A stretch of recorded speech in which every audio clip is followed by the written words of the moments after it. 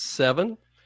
And so I want to be ready because we're going live on several big streaming sites. So at the bottom of the hour, we will kick this off. So, and yes, I have a checklist for those of you that are wondering if I'm reading some.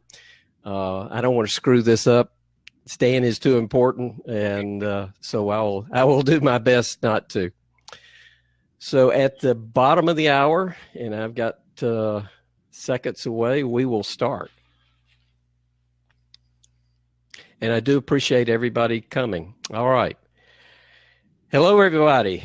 It is the bottom of the hour, and you are watching the BJCP Study Group Series. I'm your host, Doug Piper. I'm a certified beer judge, and I'm a certified Cicerone. And I'm on a beer journey myself, and I want to grow my knowledge and skills and rank. And I appreciate you coming along on my journey. So today we've got Stan Hieronimus. So Stan, how are you today? Good. How are you, Doug?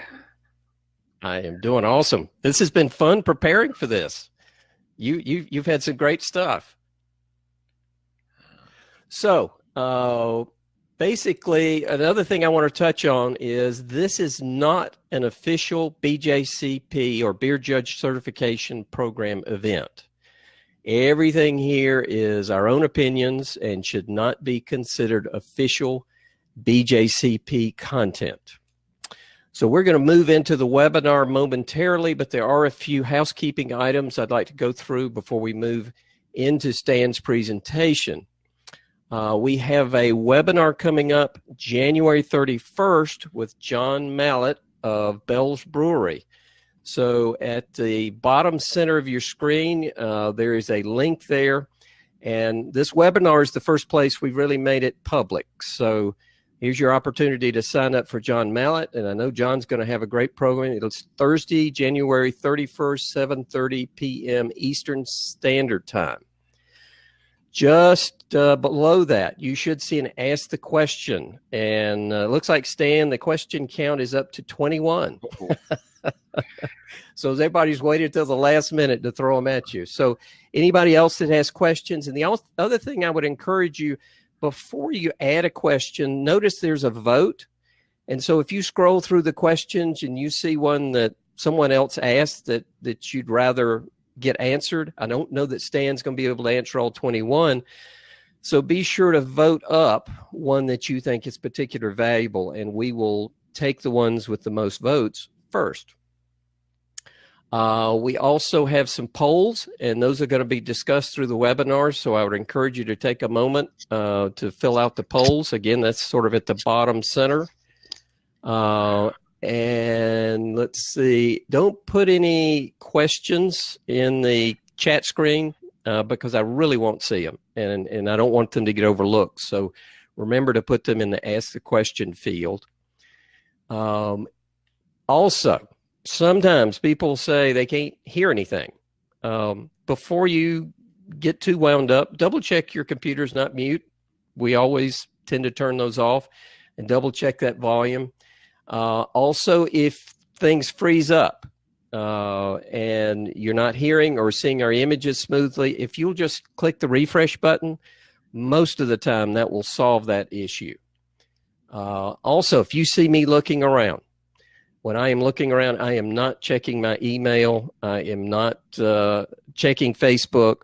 It's kind of a one-man show here, so I'm trying to click on all the various screens and keep this working smoothly.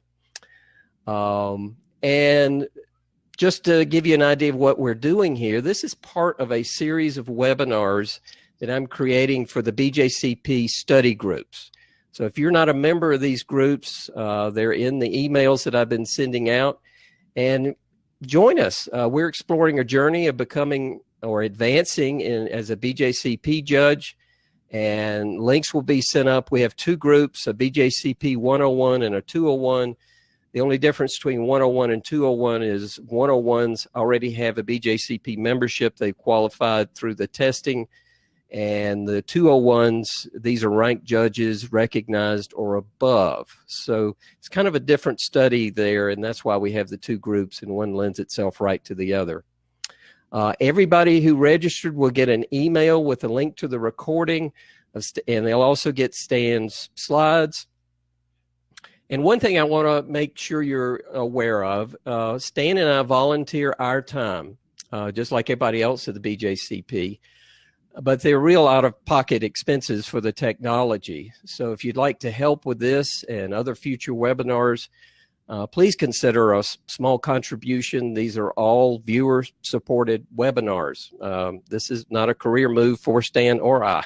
So your help is appreciated. And to that end, I've seen some things from Mike Brennan, Michael, Gary Sane, Dan S., Christopher Riley, Olg Shipro, Tom Hayish, and Gary, and then Brent Dingus is our newest Patreon team member. So Brent, I especially appreciate that, but I appreciate everybody's contribution, no matter how small it is. So with all those logistics behind us, why you're really here is not to hear all that stuff, but is to hear Stan Hieronimus. And I just wanted to hold this up. I guess everybody pretty well knows Stan has written the book on hops, and he's the author of The Love of Hops. He Brew Like a Monk, and his most recent book is Brewing Local. Stan joins us today to specifically discuss the role of hops and their role in determining beer flavor and aroma. So this is in particular specifically to help us understand the questions that beer judges have on their written exam. So Stan, with that, I'm going to turn it over to you because that's who they're really ready to hear. Thanks. I'm not sure you invited the right guy to give people a succinct answer to that question, because you probably should take like maybe 6 to 8 minutes to write it. It's been a long time since I took the test. And when I took the test, I'm not sure if this question was on it or not, but I think preparing for it was a lot easier than it is today, because we've learned a lot more about what goes into hop aroma, particularly, and of course, aroma impacts flavor. And we'll talk about that in a second. So I'm not really here to give you easy answers to the test question, but I will go through the various parts and try and get you focused on it.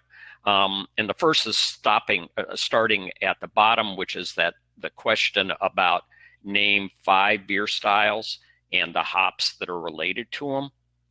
And if I were you picking out those, I would pick older varieties. For instance, if you were to talk about American Pale Ale 20 years ago, take the test then, or be judging beers then quite often that beer was defined by Cascade hops. That is no longer true.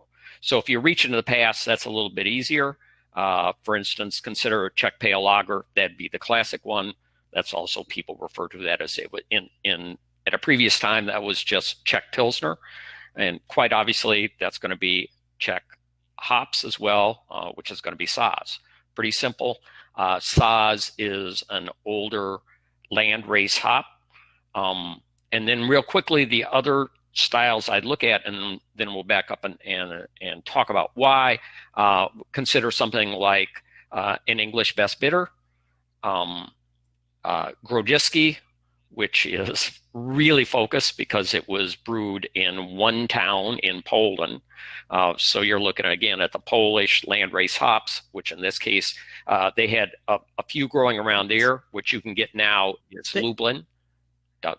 The state landrace was new to me. Okay, we'll talk about landrace in just a second. I'll run through the other styles. Okay, if that's okay. Okay, all right. Belgian triple, obviously comes from the monasteries in Belgium. It's born in 1933 at Westmalle, and then Irish stout. So those are ones that have specific hops related to them. You can check your style guidelines, but when you are judging these styles, or when you're brewing these styles, it really helps to know about the origin of these hops.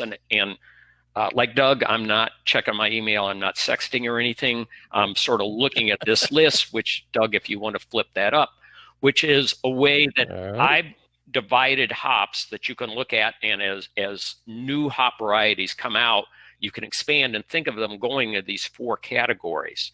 One is the landrace hops, which Doug asked about.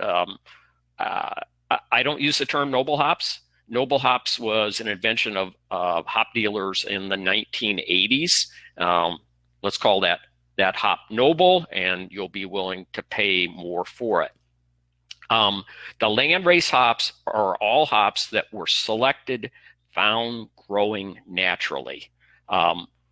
They would have bred with each other, as we don't have time to talk about the entire history of hops, but hops do not grow true to seed. So you need to take the cutting from another plant, the rhizomes of the plant, to start another hop plant. And by the beginning of the 16th century, farmers understood this. So if you're growing hops, say, on the right side of the road, and you say, I really like these hops, and the hops on the left side of the road, not so much, then you're going to dig those ones on the left side out, take the cuttings from the ones on the right side and plant them on the left side. And that's why you had this spread of certain varieties, which were generally named for where they grew. In the case of the European, the Bohemian hops, the French hops, and the German hops. You have a couple of landrace English varieties, and those were both named for the farmers who grew them, and that's Golden. And then there are many different varieties of Goldings. So those are the landrace. Then, and we'll jump ahead. If you want to scroll down, Doug, you'll see there are the ones that'll be after Zeus. And that's talking about ones that are with aroma. They're generally going to be lower alpha. And what the interest was, these are bred hops where a hop breeder has taken a lot of times an old world hop and bred it with newer hop varieties in order to get a hop that is grows better. So you get it's more disease resistant, and it will give you a better yield. So the farmer's going to make more money off of it. These, as I said, lower alphas is relative. For instance, Aroma is actually about 8 or 9 alpha. Aroma is a French hop, and so it's basically Strisselspalt a lot stronger. I don't know which of you would have used Strisselspalt recently. A lot of times it's about 1.8 alpha, and you got to put such a hop mass in that it's a pain. But importantly enough, this included some varieties like Willamette, which was the most grown aroma hop in the United States until 2008. A lot more Willamette grown than Cascade, for instance. So those varieties can give you the ideas that they will give you old world character, although they are not the old world hops. In the category bitter, which is the second one down, and we're sort of losing that there. Right now, I'll find it. Just give me. Keep talking. Hefty, the strongest of those is Hercules, and it's growing more popularity in Germany. For a home brewer, not as important, so you may not see it entered in as many competitions where you're going to get it, but it gives you a clean bitterness. You don't have to use as much because it's like around 18 alpha. And for growers, it's phenomenal. It looks like a tree in the field. The cones are just all the way down to the ground. It's this big square. It doesn't look like this. It's just all the way down. It's so thick and so rich with these hops of higher alpha. And that's where breeding has gone to give you those strong varieties. And then the fourth one, which is the longest, and this is really a condensed list, is now the hops that are treasured for their aroma. They have a higher alpha, generally higher oil, and they're more likely to have what's referred to as New World character, which means some American character. So the easiest thing is to say that includes Citra and Mosaic. And that's what people are looking for, is bigger, older varieties, and that's where many of the new releases are, but not all of them. For instance, this year, the Hop Breeding Company, which also owns Citra, for instance, released 2 varieties, Sabro, which originally was sold only to home brewers, and people, a lot of people got to use it. It was handed out at Homebrew Con in, excuse me, in San Diego, I think.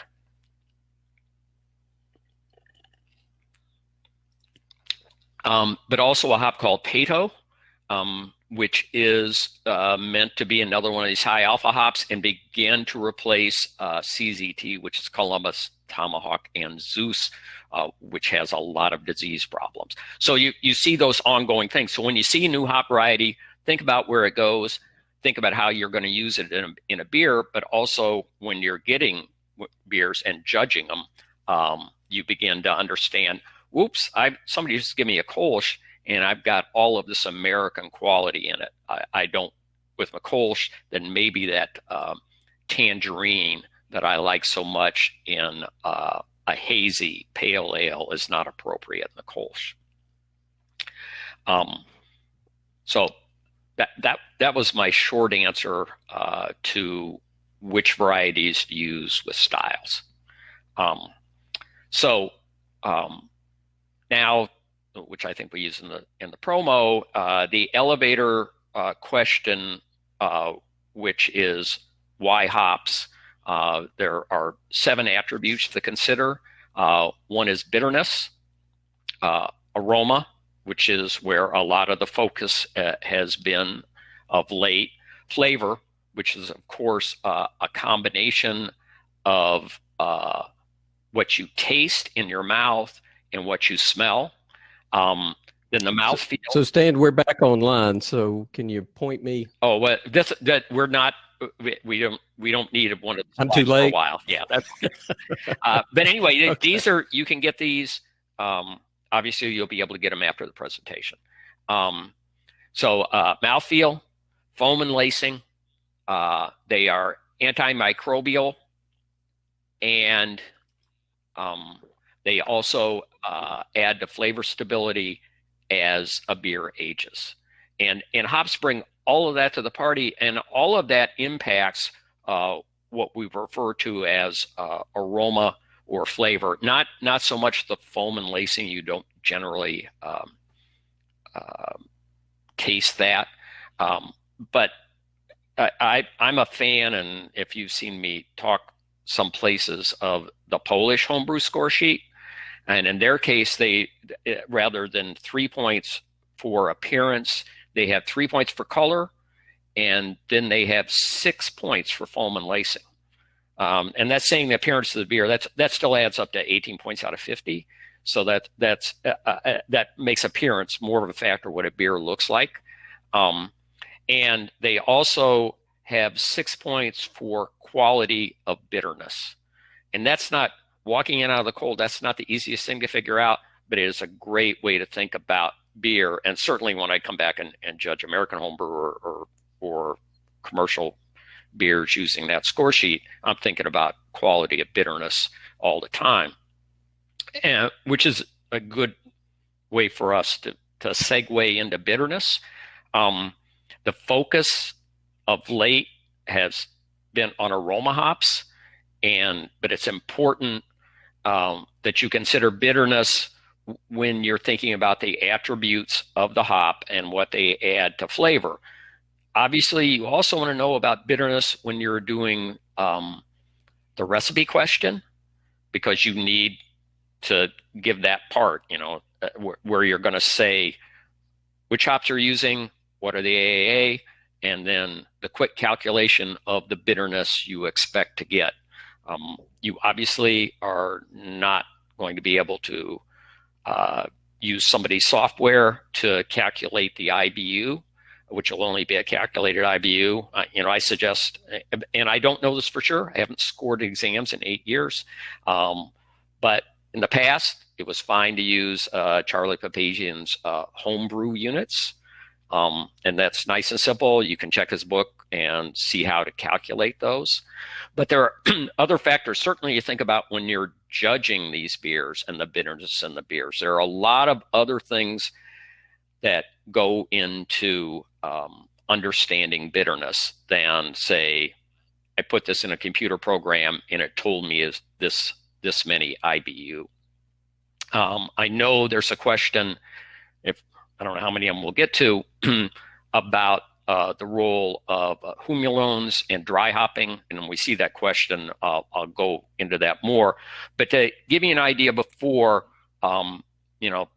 people have often thought, if I take this hop and I think my utilization is, say, 22%, when I add this many more alpha acids, and if I got 22% utilization, that I'm going to end up with this much more iso alpha acids, which adds a bitterness. If you use that and actually did an IBU test and sent it to a lab, you will not be adding that much more because the calculation calls for 5/7. So in terms of how IBU works, it's a tricky formula, and it's really been dissed of late. But for beers with less than 40 BU that are not dry hopped at silly levels, it still works pretty dang well. So you can take that IBU and hopefully get it right. That does not mean that it's going to be right on the perception, because your water can be an issue. The temperature that it's served at can be an issue. There are many other factors that go into perceived bitterness. But I think a key thing is if you get a beer that, and you're judging this beer, and again, this is something to think about when you're taking the taste test. If it's way over hopped or way under hopped, that's probably an indication that people are not getting their formula right and they don't know exactly what they're getting. It could be a matter of utilization. A couple of years ago, John Palmer was in, I got to think about this because I was just there. It was in Peru, judging IPAs, and they were all coming in way not bitter enough. And then you began to realize that talking to people that they're brewing at 3,000 meters, which is 10,000 feet, and that destroys your utilization. This is probably only a factor for those of you who are, say, in the mountain states, but it can make a big difference. So again, when you're judging, you'd be aware of that. You go judge beer in Colorado and it's coming in under, one thing, the feedback you might want to provide to people is you need to reconsider what your utilization is. Wow. Stan, sure. Can I interrupt for just a second? We've got a poll that I think is important for some of your questions, right? So I would encourage kind of on my computer anyway, it's just to the right of the Ask a Question button. So if you don't mind filling out that poll, that will help us as we move forward with the rest of the presentation. Sure. Oh, yeah, we've got which is the most important historic hop. That's a good one. I like to see what people's feedback is on that. And one other thing, just to give you an idea of, and this is not hop related particularly, but what IBU measure, why IBU are actually measuring what is how the light strikes the matter that's in the beer.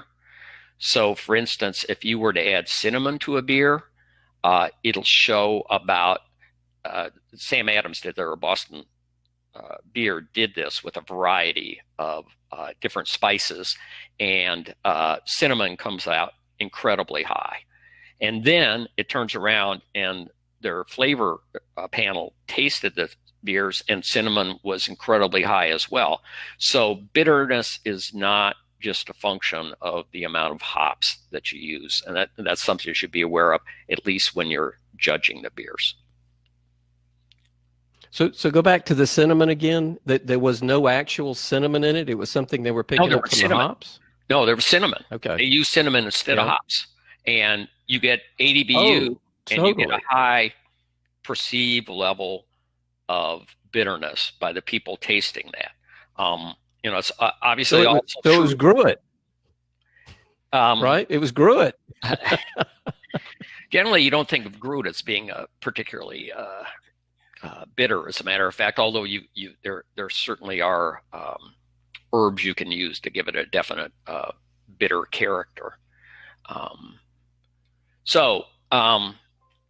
Now the other part will go back to T4, which is, what are the sources in hops that give you aroma and flavor? Bitterness is a factor. But as I said, the focus, a lot of people, because of New England IPAs or heavily hop beers, or even the New World beers, are interested in hops that give you a high level of aroma and flavor. So if we go to that fourth category of hops listed in your varieties, in Germany, they've taken to calling these flavor hops. And that can get real confusing. You want me to go to that slide? I don't think that's really necessary. Okay. So that, these so-called flavor hops, and that just means they're big, assertive hops. They, in the past, in fact, you might, if you go through the literature preparing for the BJCP exam, you'll see those referred to as dual purpose hops, that you could use them for bitterness or for aroma. The thing is that aroma is a heck of a lot different. The aroma of, say, Willamette is a lot different than aroma of Cascade, and certainly of Citra Mosaic, Ekuanot, Nelson Sauvin, Galaxy, any of those hop varieties that have the New World character in them.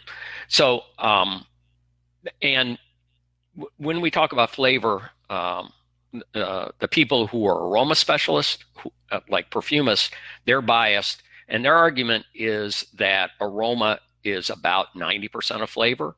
I would say that's a little overstated in beer because of the bitterness factor, but it is a lot more than you realize. And you need to think about the way we smell. There is, when you inhale, that's orthonasal, and it comes in through your nose, across the epithelium, and then to across the sensors there, and to directly to the right side of your brain. On the other hand, when it goes into your mouth, after you swallow, then it goes back through your nose, across the epithelium the other way, and that's the retronasal smell. Your brain understands that it came from your mouth that way, and it records that as from your mouth. So you're thinking that, you may be thinking that came from your taste buds. It isn't. Taste buds do contribute, but that aroma is a large factor.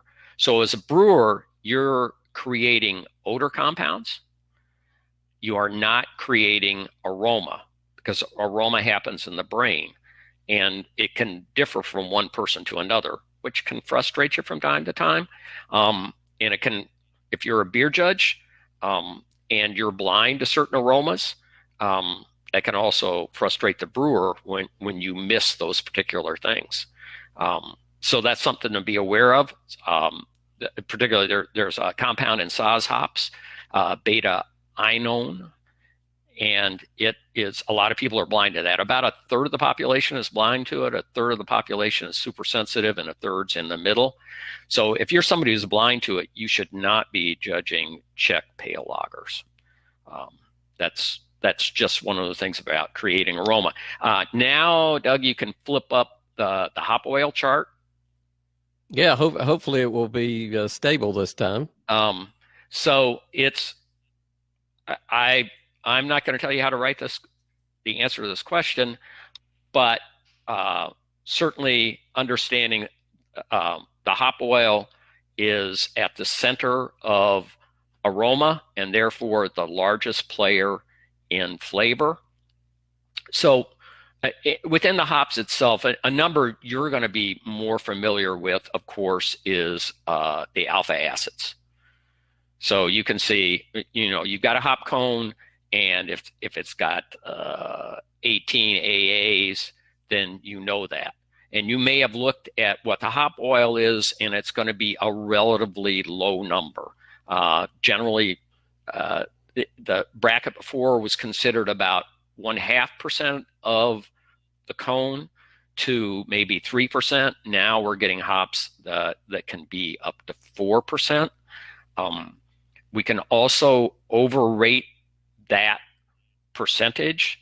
Certainly, brewers have been asking for this. These are commercial brewers asking for hops with higher oil content. That's the easiest thing to say. How do I get more of this aroma and flavor that I want?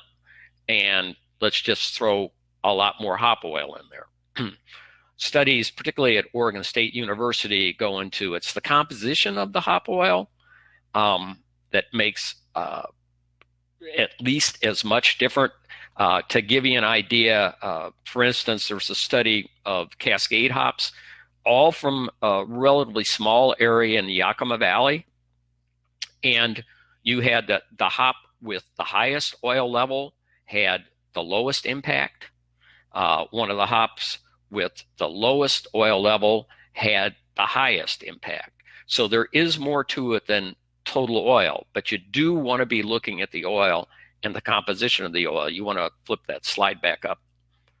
So what it breaks down into is 3 parts. The hydrocarbons are generally about 65% of the oils. So that includes what you'll see listed on almost any catalog, which will give you the myrcene, caryophyllene, farnesene, and humulene. Now, the percentages of those can vary immensely. For instance, in Asajj, you're going to have a lot more humulene, not as much myrcene, as you will have, for instance, in, say, Chinook. Then about 35%, you'll notice, is actually going to add up to 101. So there's some in and out there, are the oxygenated compounds. So those hydrocarbons, almost none of those will survive the boil. If you want a lot of myrcene in your beer, then you need to do it with the dry hop. But the oxygenated compounds, and that's a much larger number. So what we're looking at here, these are representatives of between 400 and 800 or 1,000 maybe actual compounds in the hop oil. So it's a really large number. Almost all of them are below threshold, but when they come together, you get this synergy. So there is an awful lot that isn't known, that wasn't as important before when you had only landrace hops.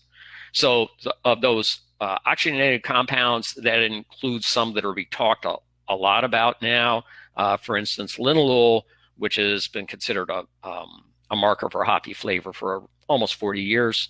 Geraniol, which the first hop prominent geraniol was Cascade. And it's important to realize that Cascade made it through the selection process at a time that large brewers were desperate for aroma. Coors supported this hop. It got planted a lot, and then the large brewers discovered that it had something they didn't like, which is, geraniol. And breeders were actually instructed to try it and come up with hops that did not include geraniol. Geraniol, per its name, it's flowery, smells somewhat like geranium. It can also get you the beginning of the pininess. And as important is geraniol is transformed during the fermentation process. This is called biotransformation. You probably have heard a fair amount about biotransformation. It is, of course, mentioned in For the Love of Hops, but not a lot, quite honestly. But it's the transformation of those. For instance, some of these hops are high in citronellal, and that gives you a nice citrus character per its name. But what also happens is some compounds, many of them geraniol related, are transformed during fermentation into other compounds, and that includes citronellal, and that's when you begin to get more of that fruity, tropical flavor that is certainly in vogue right now. The other player in that tropical character is the sulfur compounds, the ones on the right, which are also known as thiols, and they're going to be less than 1% of the hop oil. That makes them a lot harder to measure, and there has not been a perfect way of measuring these. They were not measured until about 12 years ago. They were just there. Nobody really cared too much about them. They don't survive the boil. So the goal was to not have the flavor of those in the beer. In 1918, Ernest Salmon at Y College in England, in the Kent region, as a matter of fact, of England, crossed an American hop with an English hop, unknown. So you had an American female, and she was impregnated by what pollen was blowing around. More than likely, Golding or Fuggle was the father. And that was the first time somebody intentionally put this American, it wasn't quite the first time. He'd done some other experiments with American hops. This is the one that resulted in Brewer's Gold. And Brewer's Gold to this day is used for breeding of a lot of other hop varieties. It is 17% of Citra's background, for instance. And that's the one that began to get this American character. And the American character includes those thiols. It also happens to include geraniol. So it's those compounds that are contributing the flavor, and we're still learning more about what comes from them. For instance, as a matter of fact, Hopsteiner, which is also SS Steiner, in their newsletter they sent out today, was talking about new discoveries. They're saying, oh, look, you can use geraniol and get these flavors. But Japanese researchers at Sapporo have been saying that for about 6 years. And it's something, again, if I've been to talk to your homebrew club or a conference or things like that, I always show hops that are high in geraniol with the idea that you'll get these biotransformations that take place. And originally, from the research at Sapporo, we were looking for hops that were a combination. So you don't have, for instance, Nugget is high in linalool. Chinook is high in geraniol. You put those together and you can get a combination that looks like the geraniol, linalool, and citra. Bravo has this character too. However, Bravo is not giving you the rich fruitiness that you get from citra, or that you get even when you put Chinook and Nugget together. So the researchers at Sapporo, doing more looking into that, began to realize what was missing was being added was what they were getting from the thiol. And I should have brought that slide. So I'll try and hold my hand up and do this, which of course is going to be, I think, backward, which will confuse things more. But if you've got a chart that, for instance, shows you floral at the top and spicy and earthy, so we'll say it's only got 5 stars, and you've got tropical down here at the bottom. So Bravo hop is going to look about like this. So it's pretty strong in those, but it's got no tropical. Tropical would be like this. So Mosaic and Citra look like that. So what the researchers at Sapporo did was they're taking a blend, which is no longer straight from hops. They are taking these compounds, and what they come up with, they refer to as a cocktail, I think, which is geraniol, linalool, and citronellal. Citronellal is created during this biotransformation that takes place. And they would show a diagram, and again, it looked about like the Bravo. They've got the citra, linalool, and geraniol. They take that, and then meanwhile, you take 4-MMP, which is one of these thiols, and again, you look at it, and it looks about like this. You put the two together, and boom, what comes in, this looking at my thumbs, that's the tropical jumping out of those. So it's that combination that you're looking for, that combination which you sometimes can get in a single hop, but you can also get in by using a combination of different hops that put that together. And as more research takes, what makes this really hard again is they're in low quantities in the hops, but the thresholds are super low where you perceived it. For instance, you perceive this compound 4-MMP at about 6 parts per billion. And what that amounts to is a pinhead in an Olympic-sized swimming pool. So those are the levels that we're dealing with, and that's why the science is just now catching up with those things. Now, how you answer that on the test, I'm not quite sure what to tell you. But you know, what comes, the aroma and flavor are coming from the essential oils, understanding what the essential oils is, what you're looking for. As to how you get them out of them, the other 30%, and into the beer, you want to be aware that they boil off super fast. 10 minutes of boiling eliminates half of the essential oils, half the geraniol, half the linalool. So what has been referred to as a flavor addition, and I wouldn't necessarily say traditionally, because it's relatively new. If you look back to the 19th century and try and figure out when people are adding hops, it's generally at the beginning, and if they want flavor, at the end. There wasn't necessarily this 10-minute addition. So the 10-minute addition is not a flavor addition. It's a flavor elimination time. You know, adding your hops at the end is going to preserve the oils. Then additionally, of course, what people are doing is dry hopping. If you dry hop in the presence of yeast and at a temperature where the yeast can continue to work, then you're going to get the biotransformations, and you're going to get those things going into the beer. So, you know, the keys are adding hops late to get that aroma and flavor. Obviously, you want hops at the beginning. For bitterness, using a fair amount of hop mass to give you more polyphenols and excuse me, and mouthfeel.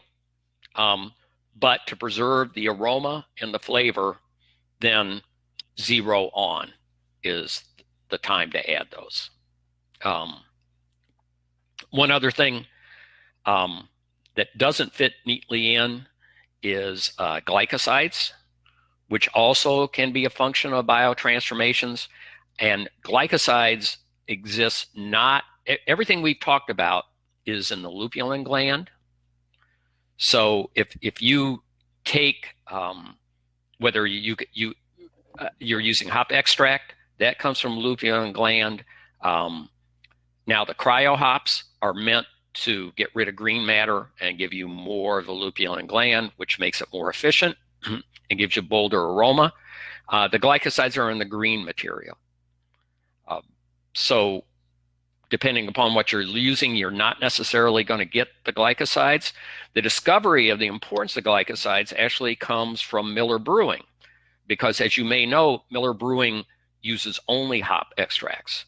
So when they would extract the hops, what they realized is they were missing some of this kind of snap that you'll get, crisp snappiness and a little bit of flavor you get from the hop.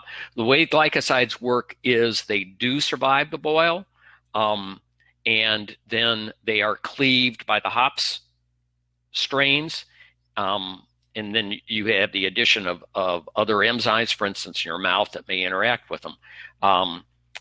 quite honestly, you probably don't want to mess with the glycosides unless you want to do a full study and go for that extra credit that maybe gets you from 9 to 10 points on the question.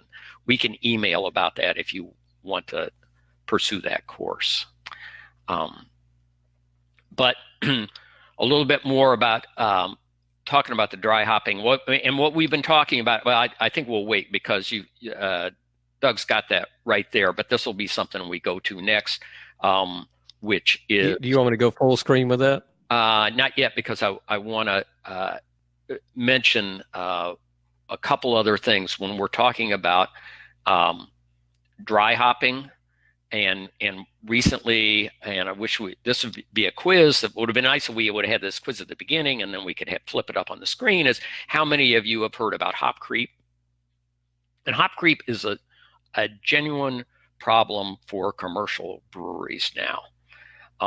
And what's happening is when you have a highly dry hop beer, you are, after you think you are at terminal gravity, and you package that beer, you've got ongoing fermentation. If you package your beer with a little bit of yeast, it also means that you create diacetyl again. Your beer needs a second diacetyl rest, and depending upon the amount of beer you package it with, that may not even work. But that means a commercial brewery is now taking 4 or 5 days longer in heavily dry hop beer to get it out the door, which makes it more expensive for them because they got a real estate issue. And then, of course, you can get a beer that is buttery in the marketplace, and also a bottle conditioned beer that in fact has much higher carbonation than you expected it would. And when people open it, it explodes. It could even be a safety issue.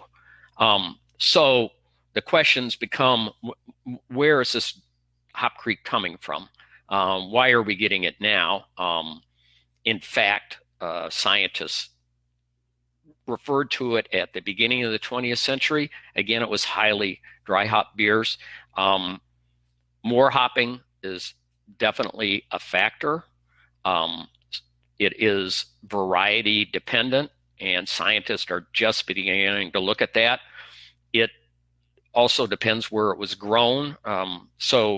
Research at Oregon State University, for instance, looking at which hops are most likely to have more glucose. Amarillo, and I could have this flip, but it's important just to say, oh, the difference is Amarillo. Amarillo in 16 is one of the lowest. Amarillo in 15 is one of the highest. Same hop variety you're using, going to be giving you diacetyl one time, not giving you the diacetyl the other time. There are other factors when the hop is picked, and certainly the temperature it is kilned at. So everybody's excited about having a higher oil level and more of these oils in your beer. So if you dry it at a lower temperature, you get more oils. Well, maybe when people were drying at the higher temperature, they were neutering those enzymes. So right now, nobody's quite sure. So you're getting changes because people want one thing, then something else changes down the road. And it's something to be sorted out.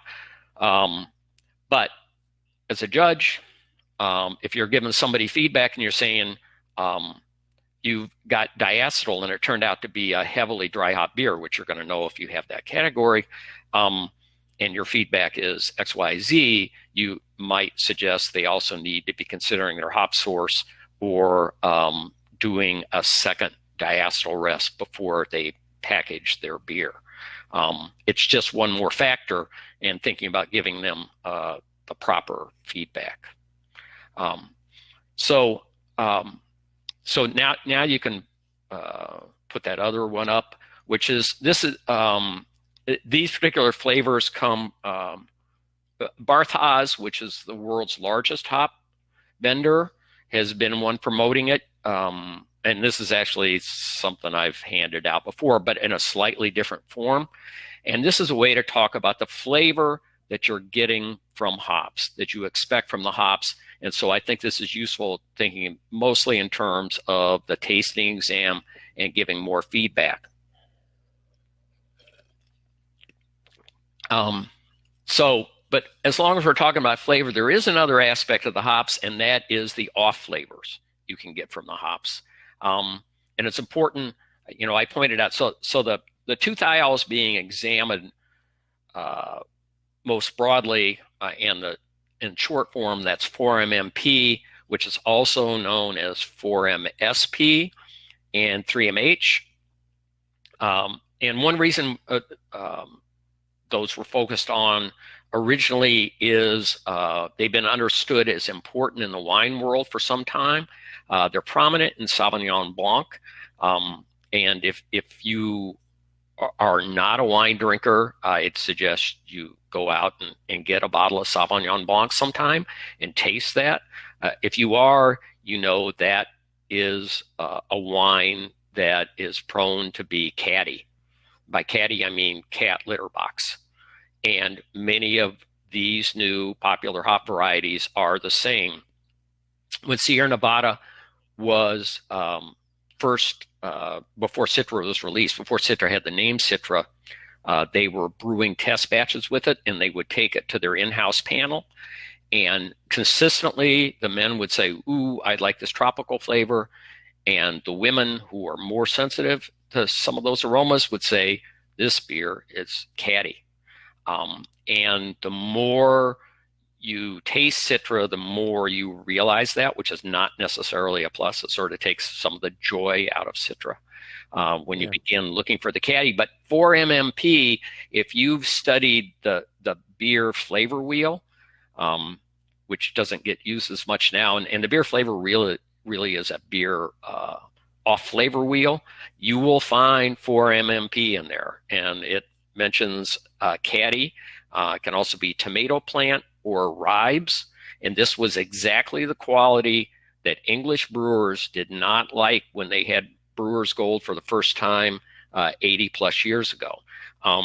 So catty is certainly an issue, as you know, and I think Doug mentioned when he opened the Boston Lager, light struck is an issue, and that's skunky. Yeah.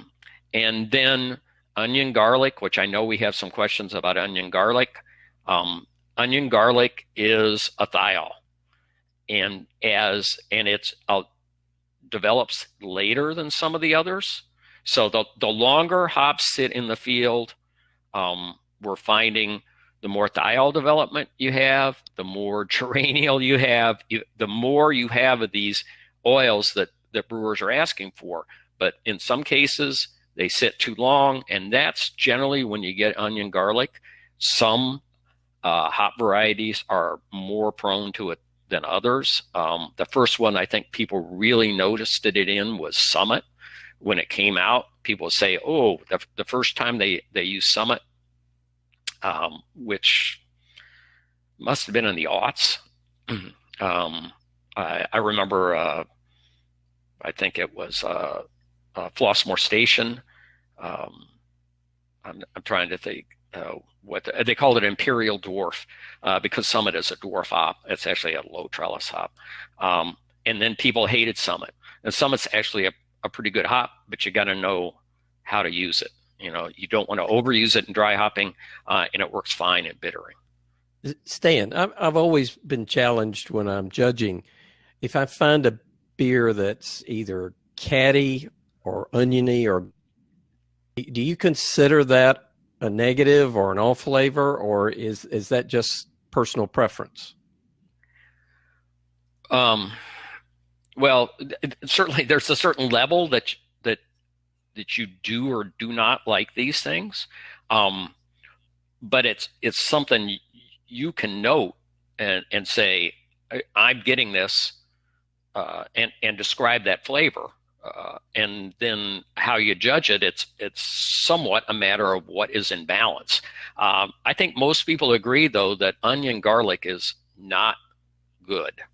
And certainly, when commercial brewers go to the Northwest to make their hop selection, they are seldom in agreement of what the best hop is, but they are always in agreement what a bad aroma and flavor is, and onion garlic is one of the first things that they're going to point to. And when, and I know, and I'm not sure if we'll get to all the questions, and we'll see what's in there, but I saw somebody had a question. Cheesy is not the same thing as onion garlic. That's not the same issue. You're getting cheesy or old hops.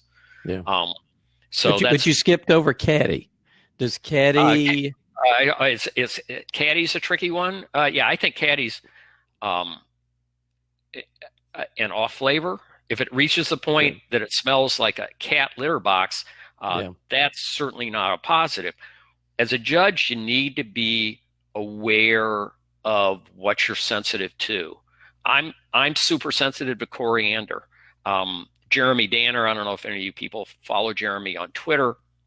He's whatever. I forget what they call him, but he's an ex-brewer, now does PR, their Twitter and tastings and things like that. And he knows that I don't like coriander. And one day he tweets, so we're sitting here in a brewer's meeting right now, and there's a bag of coriander next to me. This is when we lived in St. Louis. So Kansas City was 250 miles away. And he said, and I could sense Stan Hieronymus' body twitching. So I know, and coriander, of course, is prominent in Belgian white beers, and I judge Belgian white beers a lot. So I know that I perceive it at a different level than other people. And so I talk about this with the person I'm judging with. And the same thing is true of caddy. I probably get caddy at a lower level than other people, and that's just because I become attuned to it. A few years ago, I was judging beer in Poland, and this was homebrewed beer, but the homebrewers there have real issues with some of the barley varieties, and then with breweries that don't have their stack set up correctly. So they got a real sulfur problem in their beer. A lot of lagers with the sulfur problem. So we're judging double IPAs, and they keep going sulfur, sulfur, sulfur. That's because they're tuned to sulfur. And so they were getting these thiol compounds, which are generally pleasing for most people, like in IPAs. They dropped back to IPAs where they weren't as strong, and they liked them fine. So thinking about what you're tuned to is important for giving people the proper feedback. Okay. Have we covered your slide, and I will reduce that, or did you want to finish anything on that? Oh no, this is just for people to have as a takeaway. I wasn't going to talk through it. I was just so we have Michal here from the Czech Republic talking about Saz and the red from Jatek, which is which of course is the background, and so the Bohemian red, for instance, is the mother of Sterling in the U.S. and it would never grow in Oregon, so it was bred. That gives you an idea of the breeding. And so if you're looking to use an American hop that you can get readily, and I tell you, after last year's harvest in the Czech Republic, you like Saz a lot, you may be looking for substitute. Sterling gives you a nice substitute, and it is a daughter of that Bohemian red. So do we want to look at the questions? Sure. Do you want to take a brief break? Are you good? I'm just going to have a drink of water. Again, if you want to chat and tell people a few things that you always tell them. Okay. We are going to transition now into the Q&A. From what I can see, it looks like we've got 31 questions. So again, as I go through these, you might want to push up some. Everybody gets one vote. So if you'll push those up to the top. Now, I'll tell you also one thing that's challenging is if you're voting while I'm reading it, it will move. So, but that's okay. You know, just know I may glitch if somebody votes right during the moment that I'm reading it. So, Stan, if you're ready, we're going to move into the questions. And it looks like the number one question comes from Kelsley. with 7 votes. Wow. How does misusing, overusing, or using the wrong time hops translate to a specific off flavor or flaws in the final product? Well, boy, there are a lot of parts of that, because it could be, obviously, if you're misusing a hop by too much in the bittering, so in other words, you're adding too much at 60 minutes, then you're going to get too much bitterness. If you're overloading it at the end, that's when you get the potential for these things we were talking about, caddy being a prominent one. But mostly you're not going to get the character you're looking for. So from a standpoint of giving a brewer advice is I'm in favor of using the same ingredients and not changing a lot. The same thing would be true whether you're using the yeast. So you begin to understand, to get to know how these want to work in the beer. That doesn't exactly answer the question, but how does misusing translate to specific off flavor? It shouldn't create other off flavors than the ones we talked about, I guess, and most of those are going to be a function of overusing. One thing we can talk about is the role of masking, and masking is, so your taste buds, you've got about we have inherently about 1,000 genes related to how we perceive odor compounds, but only 350 of them are active over time, because we're not dogs. We don't need a lot of things that dogs use, for instance. But Doug's 350 are not exactly the same as my 350. And so there are going to be small differences. And each of those odor receptors handles a bunch of different compounds coming in. And those compounds, like I said, they can be perceived by different odor receptors. So if you overwhelm the odor receptors, then they're going to miss some of the odors. Quite simply, you can bombard them too much. That's a reason that sometimes less is more. And that's something to be aware of when we are talking about misusing, is a lighter hand sometimes actually allows you to get more aroma. Less hop, more aroma. That doesn't seem to make sense, but sometimes it's true. All right. Thank you, Kelsley. That is a great question. The next one we got 5 votes on that one from Oleg Shipcrow. And I'm probably still pronouncing your name wrong, Oleg, but can you discuss hop creep, which results in diacetyl from dry hopping, and how you remedy it? So I think we actually kind of touched on that.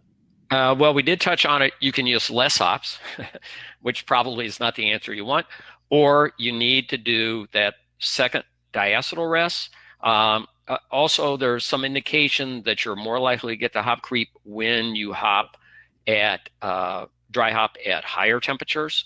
So a little bit lower dry hopping temperature. A concern right now, people are trying to get the biotransformation. It's worth noting that New Belgium, for instance, is able to dry hop at 12C, low 50s, and they still get a lot of hop flavor. So a little bit lower dry hopping temperature right now seems to help some. And always be aware of the hop varieties you're using, and when you can, find out more.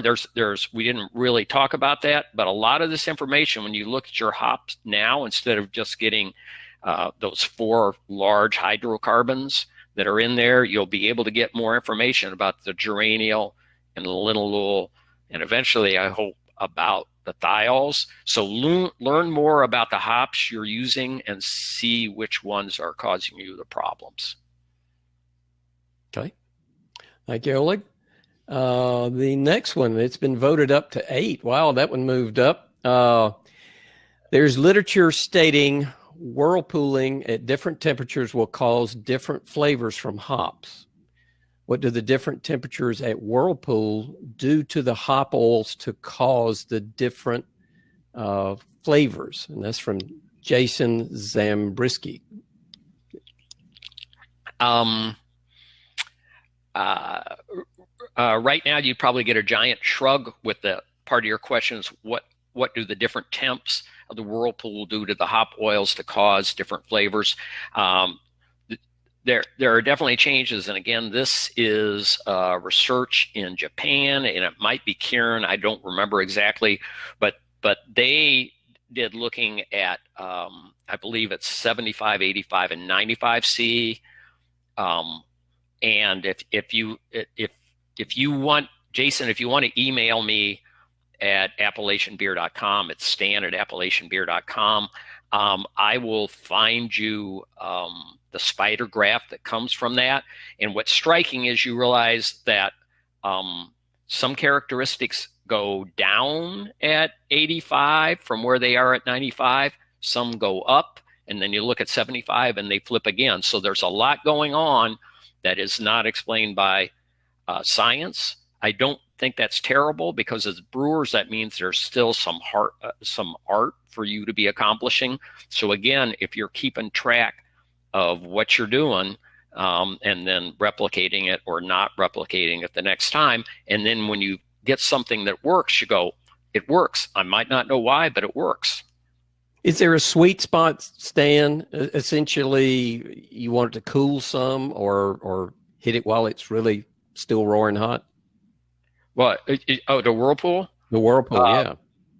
Well, there's been what little research takes place in this as at a commercial level, and obviously just the amount of time it takes to put their wort in the whirlpool takes a fair amount of time. So they get more cooling. So I'd say 80, 85 C. Okay. So we are better off as home brewers anyway, to let it cool some before we just throw it in there. Right. You're going to get, again, see, if you looked at software before, and if you look at any calculation before, they'll tell you you're getting no isomerization, and that's simply not true. You can get, your utilization might be at homebrew. It is immensely different than it is at 7 barrels or 10 barrels. But at a 7 to 10 barrel system, they're going to get in the high teens of utilization during whirlpool. Yep, that's good. That's a great question, Jason. The next one, Oliga's got up there. Well, let's see. We got one for 6 questions from Clay Bunn. Clay says, what are some yeast characteristics that promote hop biotransformation? Wow. So you have to give me the question. So I'm not reading that question because okay. Mine's got a different order. What are some yeast characteristics that promote hop biotransformation?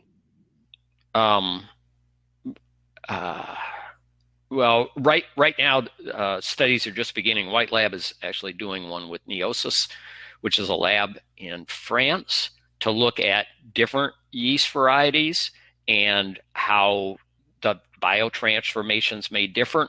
The germs have done a little bit, but what you got to remember here is, and this makes it really hard to experiment, when you change yeast, you're not just changing the biotransformation, you're also changing the ester production related to the malt.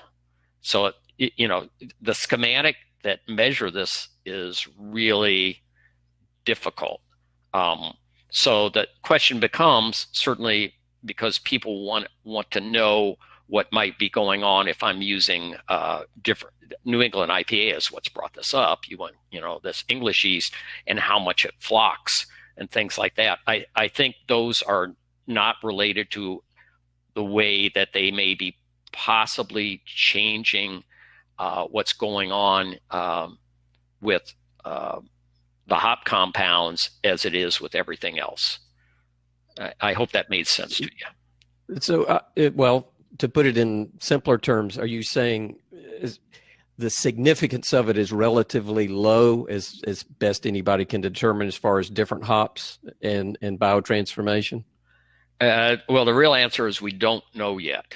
We don't know. Okay. But is it significant was really my question, or is this actually down in the mud, so to speak, or true? Significant.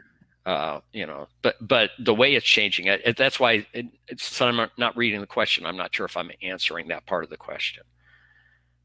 Well, it's just what yeast characteristics promote hop biotransformation. Okay, that would be. I don't. At this point, we don't know what difference variety makes. Okay. All right. Great questions. That might have its own webinar at some point. All right. So we got 5 from Oleg again. Thank you, Oleg. You always have the best questions. What are the most exciting new hop varieties that may be coming soon? Oh, that's a great question for you. Well, a prominent one coming out this year is the first Aroma hop bred only for Oregon brewers, Oregon growers to begin with. It's called Strata, Strata. And I'm sure some will be available in the homebrew market.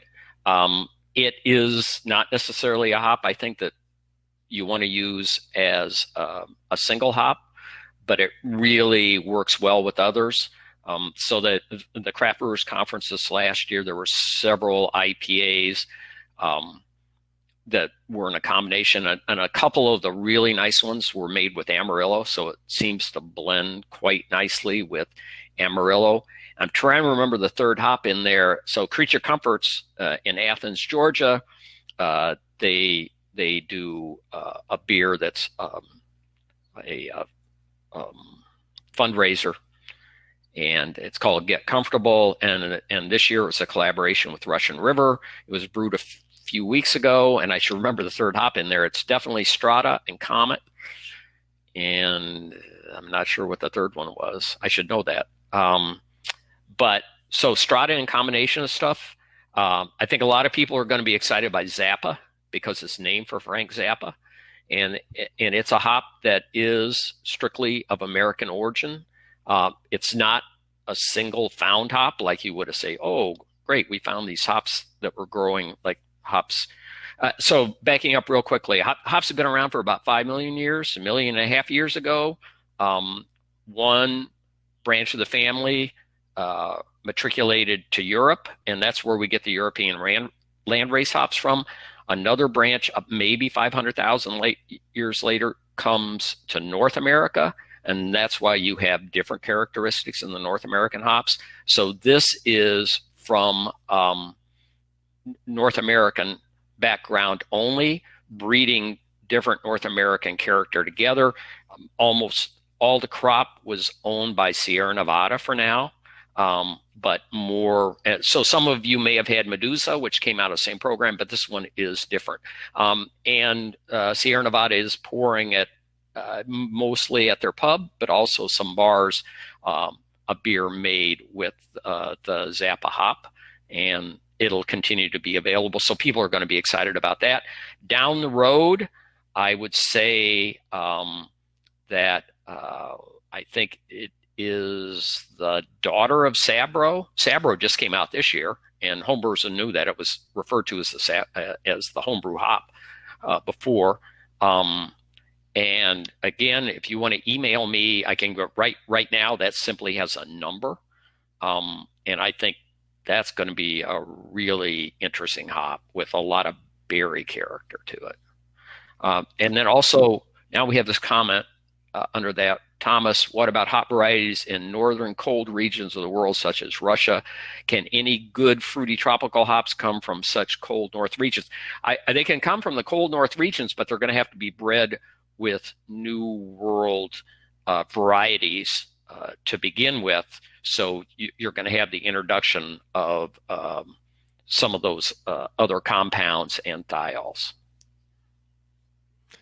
Wow, that is another great question. Are you doing okay, Stan? Sure. Are you ready for a few more? We've got quite a pile here. Again, everybody's got one vote. There looks like a couple of hundred of you on there, so I would encourage you to vote up because I don't think we're going to be able to get through all the questions. The next one is from Rodrigo Silva. First is single dry hop, double or maybe triple with the contribution of aromas stop. Let me read that again. So 1, single dry hop, double or maybe triple. When does the contribution to aroma stop? Yeah, okay. In other words, when do you have saturation? That would be the question. And part of it is, what your approach to the single, double, triple dry hopping is. And in fact, in a few weeks, I'll be visiting a brewer who's been doing a lot of, you can have a single dry hop version side by side with a double version. And I had some of those about a month ago, and I'm not getting a whole lot of difference. And so I want to talk to him more about that. The theory is, and as a matter of fact, Firestone Walker, they do some triple dry hopping as well. The theory is, when if you're going to double dry hop, you would take you take the amount you're going to dry hop and put half in each one and let it pass through. Some brewers are doing this at different timing because they're thinking I'm going to get different amounts of biotransformations taking place. Scientists I've talked to say that does not make sense. But people are doing it and they think they're getting different flavor out of. So right now it's at a very experimental level. It's not really the single, double, triple that's going to be a factor. At some point, you can only get a certain amount of hop flavor in there.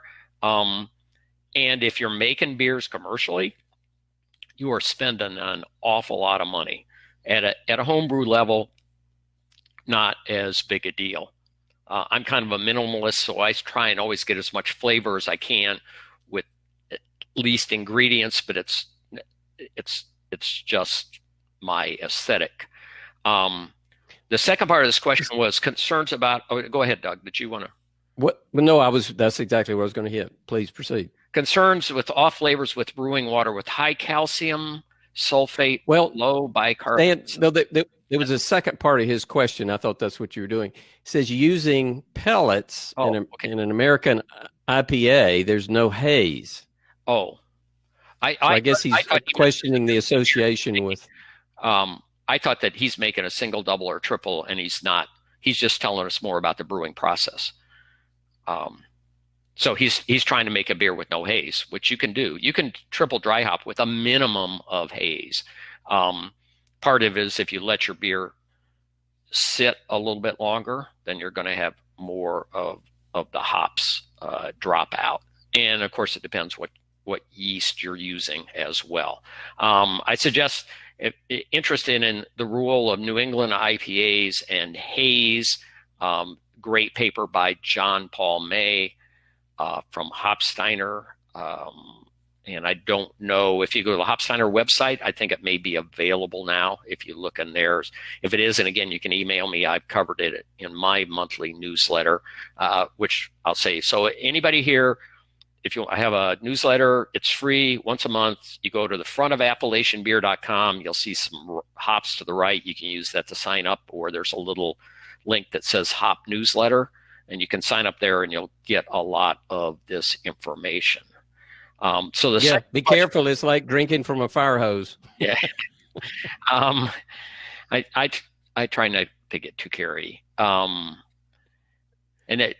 are getting another question. I do have to deal with this. As somebody in the text to the right, Hop Amigo, utilization in a country's altitude. Well, it's obviously the altitude of the brewery's at, so they can vary quite a bit. But please write us that. I'll include that in the follow-up email. I'm going to put the web page. I'll just include it in the follow-up email. Okay, I'll put it here too because he asked. There you go. Altitude really changes your utilization once you get above about a mile. What is it? So that's about above what's certainly 1,500 meters, 1,600 meters, and then it does start to go down. And it's important to realize that you're looking at, there are two parts when we talk about utilization, one of which is the ISO you're getting at the boil, but you got to remember you're probably, particularly as a home brewer at a smaller setup, you're lucky to be getting 22% to begin with. So for a commercial brewery, that reduction becomes much bigger deal. If you began home brewing on your stove in a small batch that you then added water into, then that's like the bottom of the rung in utilization. So there are a lot of different levels of utilization, but it's something to be aware of. And at altitude, in a commercial at altitude, it is certainly a reason to be looking into pre-isomerized hops options, which could be in pellets, which can also be in an extract liquid form. All right, our next question is one of my favorites, so thank you for getting it voted up. What exactly is resinous? What could I buy? What I'm referring to is an off-the-shelf beer that is kind of a poster child for resinous, so I can learn that flavor. Well, depending upon how the brewer, resinous is as a smell, it's mostly piney. And I think when I'm judging beer, sometimes I'll refer to something as resinous. To me, and this comes maybe from a time of playing sports, where you would use a resin bag to help dry off your hand, and it's a little bit of stickiness. So, that kind of stickiness can be a little bit of mouthfeel on your tongue. So that's when I think of resinous, I think about that as well. I would say a beer that is Simcoe can definitely give you a resinous quality. So a beer that's single hop with Simcoe and dry hop with Simcoe is a definite possibility. So Simcoe, whatever, double Simcoe IPA or Simcoe double IPA, whatever that Weyerbacher beer is, that's an excellent example, I think. That's the poster child. It's one of the poster child. One of the okay. All right. The next question, and this goes back to essentially why we're here. And could you answer in 60 seconds, should you choose to, identify 5 distinct beer styles which specific or historical varieties are associated in? Well, I did that at the outset. So Czech Pale Lager, Best Bitter, Grodziski, Triple, Irish Stout. That's even quicker than 60 seconds. Yes. Good. All right. Thank you. We'll move to the next one. And the next one is, and this is from Jimmy. When pairing, grouping hops, is it best to go with similar descriptors? Well, it depends what your goal is. Because what you got to understand is, and which you don't get to do, but commercial brewers will go at harvest time to hop fields and pick which lots they want, and they'll put the cones, which is before they're baled and therefore turned into pellets or extract for the most part, and rub them between their hands and smell those hops. What they are smelling is not what the hops are going to smell like in beer, because the hops change during the brewing process. Part of it is this biotransformation. Part of it is blending with other hops. So that changes what you're smelling. So what you need, what they're looking for is if they can get a hop that smelled like the year before, because they're commercial brewers and they want to be making the same product year after year. That's useful to them. Or they can also be smelling off flavors and say, off aromas, and say, I don't want to have this in my beer. but it's better to understand the underlying parts of the beer. So when you're saying I'm working on a formula and I can't get this hop, what it brings to the beer, can I get two different hops and put those together? So understanding the parts of the beer is the way I think about it. Additionally, I think it's somewhat useful if you begin to think of the hops in those four categories that on that handout you get. That's still, for the most part, when people are saying, I want to be blending, because people are thinking about assertively hop beers right now, they're all in category 4. And in that case, you want to know the underlying parts. But if you're backing up and saying, what do I use? Then let's say I'm brewing a Helles. I want them to come from that second category. Or third, I think I put bitterness second, which was stupid. But I want them to come from that aroma, that old world aroma category. And that's the way I would categorize them. So to maybe ask the question in a different way, Stan, if you had drastically different descriptors and you blended those, are you playing with fire? Well, I would not go on the descriptors, even though I have to write descriptors for a catalog. I would not go on descriptors. That's part of it, because it's an individual's. I want to know what is there, or my own perception of it, because that way I can replicate it down the road. If I count on yours, Doug, then that doesn't mean a whole lot to me. Yeah, in more ways than one. Okay. The next one, we're back to kind of where we were with the BJCP. So in 60 seconds, discuss the how hop characteristics are extracted.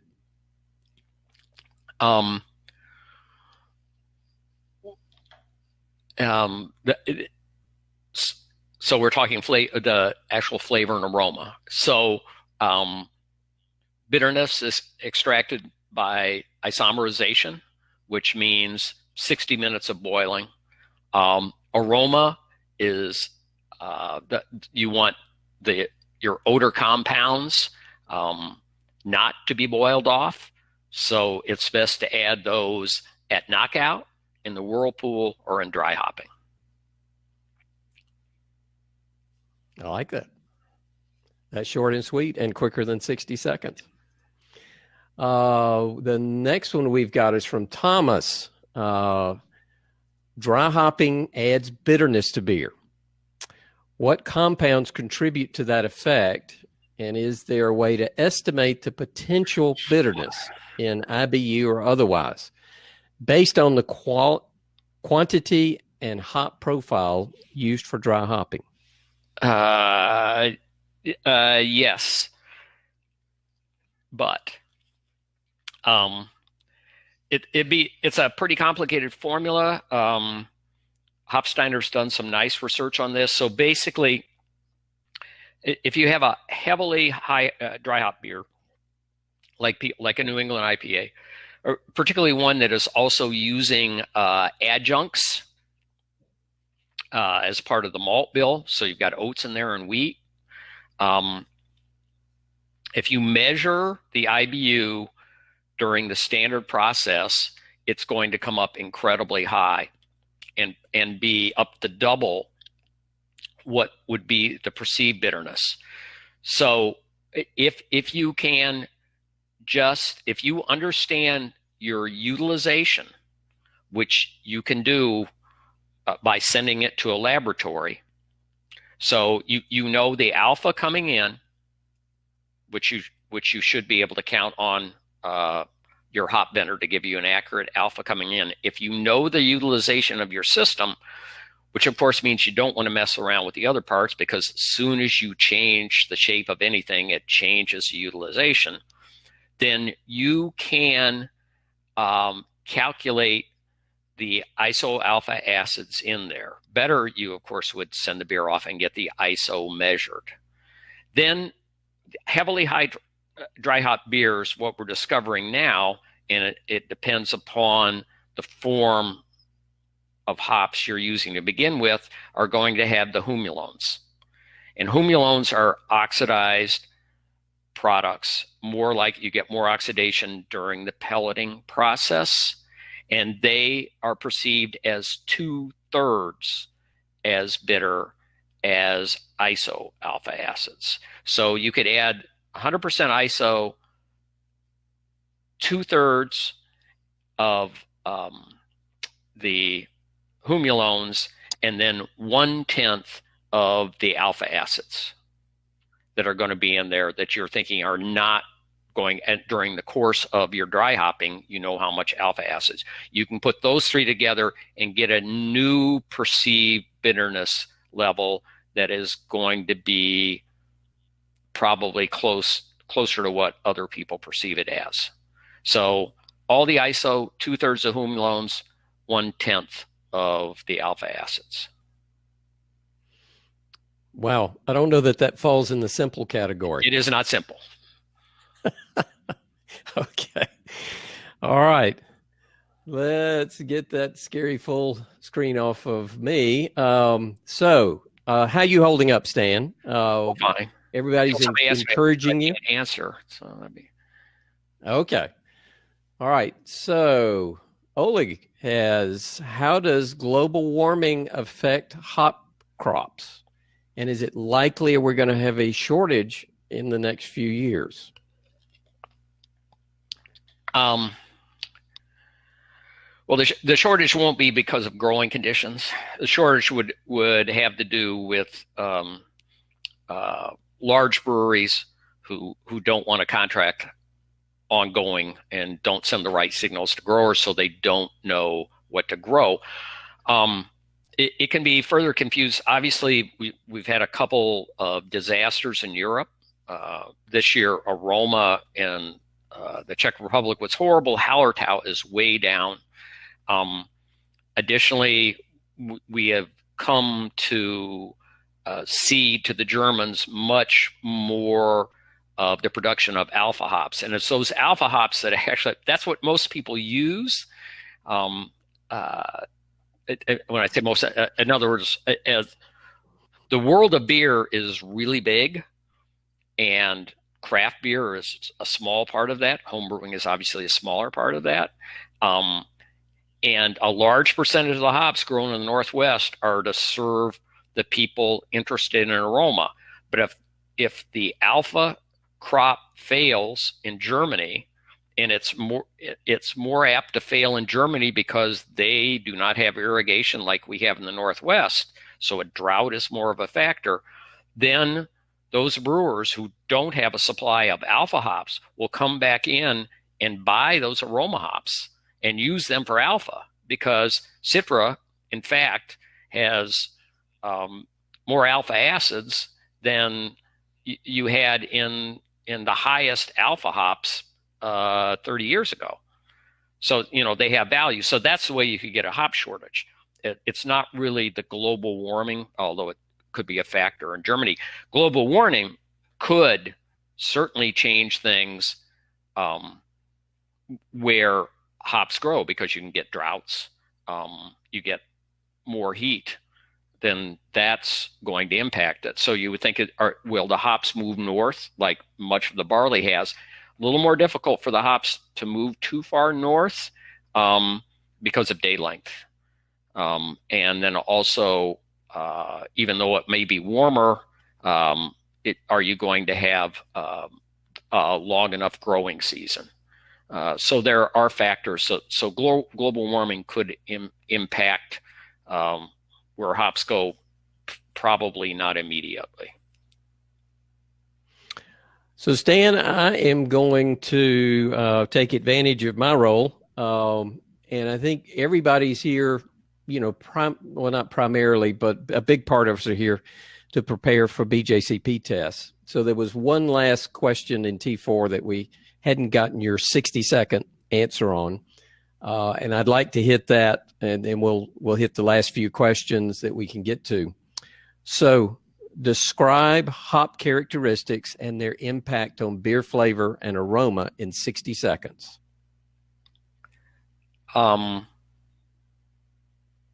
Well, um, well, the characteristics are for aroma and flavor are what you get from the essential oils. Everything is almost everything is from the lupulin gland. You've got alpha acids, which add bitterness. You've got essential oil.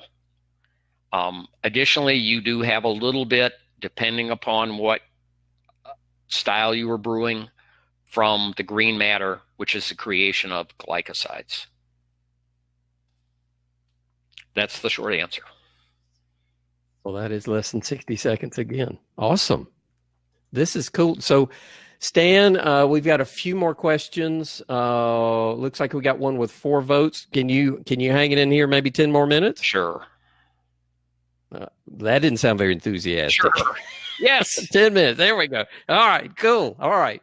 Because we do respect your time. We want you to do this again. So with 4 questions, can hops be steeped in 120 degree F water for 5 minutes for aroma, and then the same hops transferred to boiling water to develop bitter flavor? And this is from Trong Nguyen.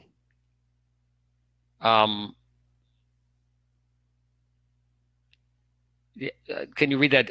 I did see that earlier, but yeah, basically he's saying he wants to put hops in 120 degree water for 5 minutes for aromas, and then pull it out and transfer it to the boiling water for flavor and bitter. Well, but if you so you're steeping it for the aroma, but when you transfer it to the boil, you're still going to boil off the odor compounds.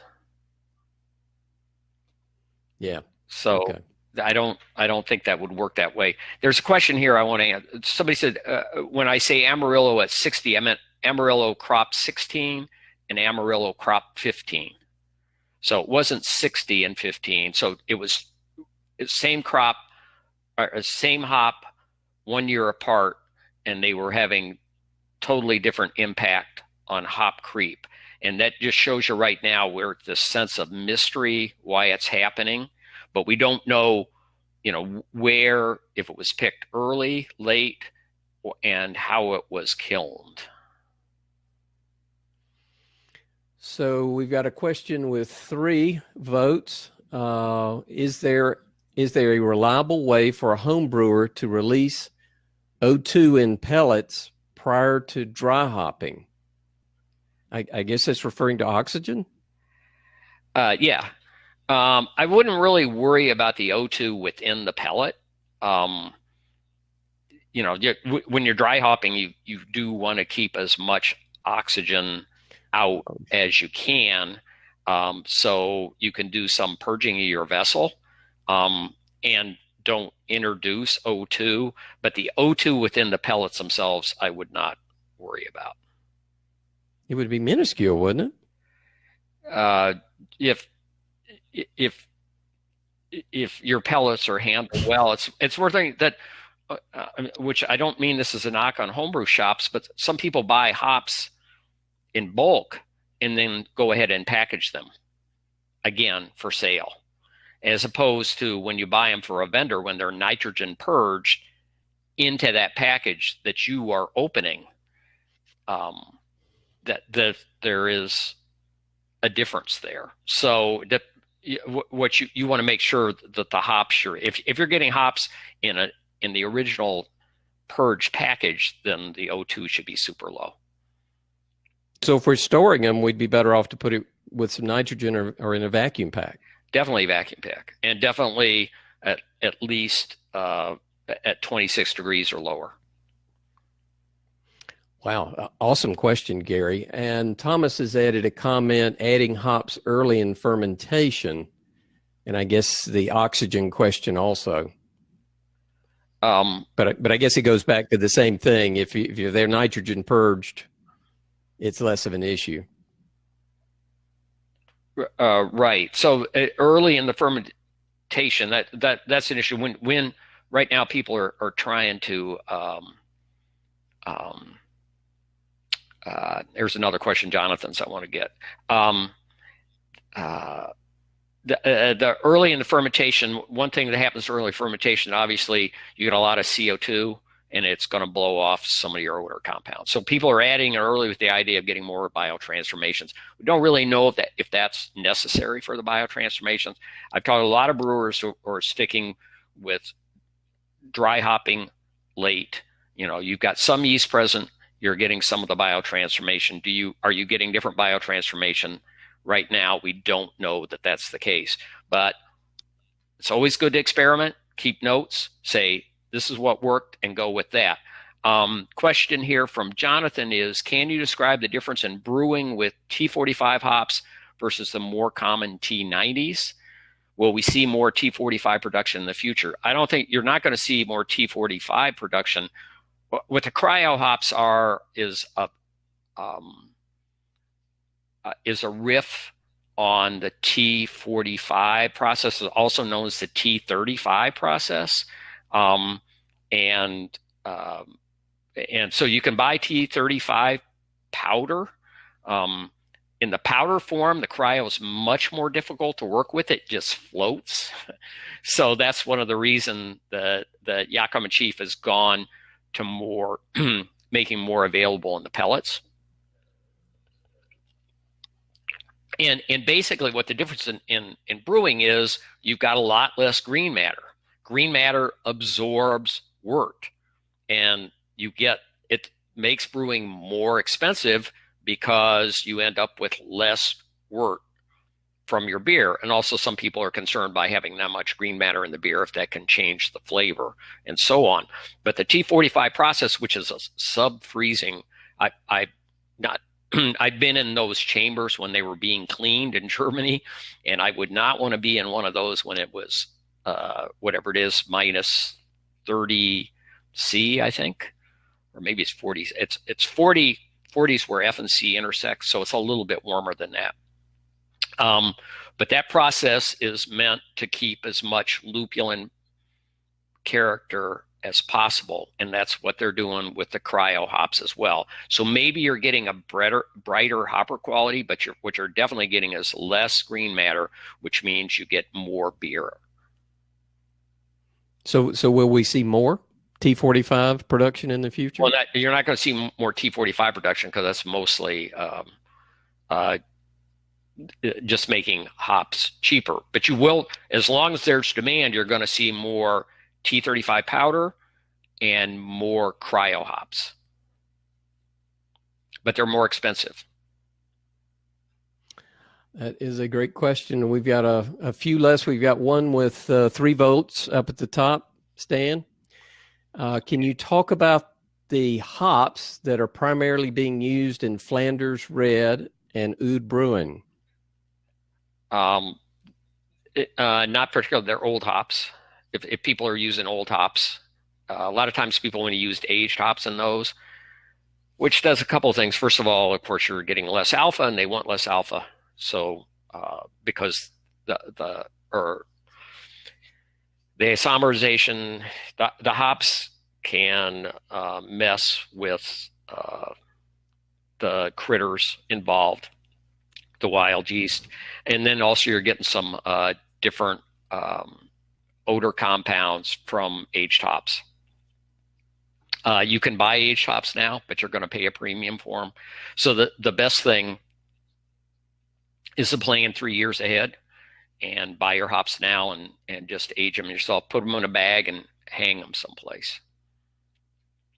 Nitrogen bag? No, you don't. You're trying to age them. You want oxygen. Okay. Yeah. So you want all the oxygen you can get. Right. Great question. And we're almost down to a manageable level of questions, although there are quite a few less. So, Stan, I would suggest this. Why don't you look over, take a drink, kind of look over these questions, see if there's one or two you think is particularly pertinent, because we'll probably wrap this up on this next question or two. Do you see one or two you'd like to answer? The question is of garlic, onion, the off flavor can occur once beer has been packaged. It should not if you package the beer properly. You should when you open a bag of hops, that's the garlic and onion should be there. You should notice it. You shouldn't notice it later in the process. If it is, then you've got a process issue. It's not a hop issue. Right. Does isomerization continue in hot wort after the hop bits leave or are removed? No, once you take, I'm not sure. You're isomerizing the alpha acids. So once you take the hops out, then it's going to happen. Then there's a question about sugar is not needed, but lupulin. Exactly, the lupulin is needed, and that's what it's isomerized. Let's see, but onion, but this seemed to fade away in a few weeks. It also impacted the onion hops a few months after its harvest. Seemed to have lost the onion. The onion. Somebody asked about the onion in Columbus hops. Can it go away? It can to an extent. But you are playing with fire there. I just consider using those as a bittering hop after that, because if you boil it, it will go away. Explain the topic of utilization and how it is affected by a country's altitude. Did we just have that question? In our commentary, you made a note about the very low perception of bitterness in Peruvian IPA due to the brewing altitude, which was done at more than 3,000 meters above sea level. That's what happens is you're lowering the boiling temperature. You lower the boiling temperature, you lower utilization. So that's really what's happening is when you get to altitude, you lower the boiling temperature. And our alternative is to use pre-isomerized hops. How would we know if we were blind to the specific aroma of that I mentioned in the Saz hop? Taste or smell the hops with a lot of different people. Also, not 2 or 3 ounces in a plastic glass, a full pour in a glass. And when the hop is, when you have finished with it, you'll have an aroma that is lingering in the glass. And if you don't get that woody compound from woody component from it, not woody piney, then you're not getting that.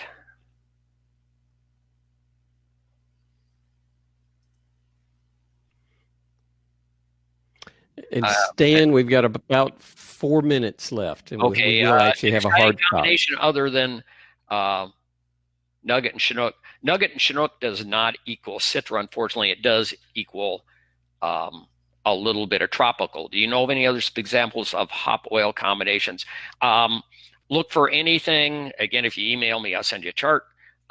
You're looking for hops right now that are high in geraniol acetate. If they have a little citronellal, that's nice. But the other thing is we identify more hops that have these thiols in them. For Calypso would be an example. Calypso is a Steiner proprietary hop. It does not have a high level of thiols, free thiols. So if you just used it at the end of dry hopping, you're not going to get that character. But these can be unbound in the presence of yeast. So if you used it, say, at the end of the boil, so it goes through the fermentation process, then it's going to add the thiols. So a combination with those. And in Hopsteiner, you can do it at their website. Also, I've had it in my newsletter. You can email me. There are other combinations. So they do have combinations of hops that are meant to emulate Amarillo, which Amarillo is a really simple one. I think it's Lemon Drop. That's what I can remember. Is that it might be Calypso. It's one of their proprietary hops, 1/5 and then 4/5 Cascade, and it's a lot like Amarillo. And then there are also substitutes for Citra and Simcoe. Hops that will grow in the equatorial zone, they'll grow there, but they're not going to produce much lupulin. And additionally, it's just not economic. The best thing to do is figure out how to grow them indoors. That would probably be, and then change. So you're going to have to fool them by how long the days are, and you're going to have to give the plants enough dormant time, which means sticking them in a freezer. And we're down to about 2 minutes. Yeah. So I would make this the last question. Sure. You want to choose carefully.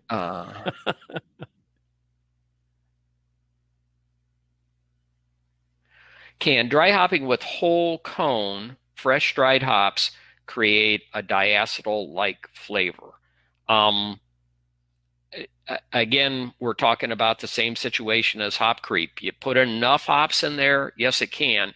Additionally, the whole cones are going to be more likely to have oxygen in there. And so that can kick you into a second fermentation, creates a diacetyl. Solution for diacetyl, of course, is a diacetyl rest. Just means more time. If you're home brewing, you should have that time. And okay. Well, no, we don't want you to quit. We want you to do another one. We don't want to wear you out. So, Stan, I can't thank you enough. I mean, this was just awesome, and what a subject, and your skill with the subject just really shows. And thank you for taking this much time with us. For everyone else, we really value your time, and so we really gave you your money's worth today. Stan went on for almost 2 hours, and so this was really great. It was a huge crowd, one of the biggest that we've ever had. So thank you for giving us this time. I did want to mention these are viewer-supported webinars, a little bit like PBS. So, and there are some out-of-pocket expenses that we have. So if you enjoyed this, please consider contributing to it, and the BJCP study group can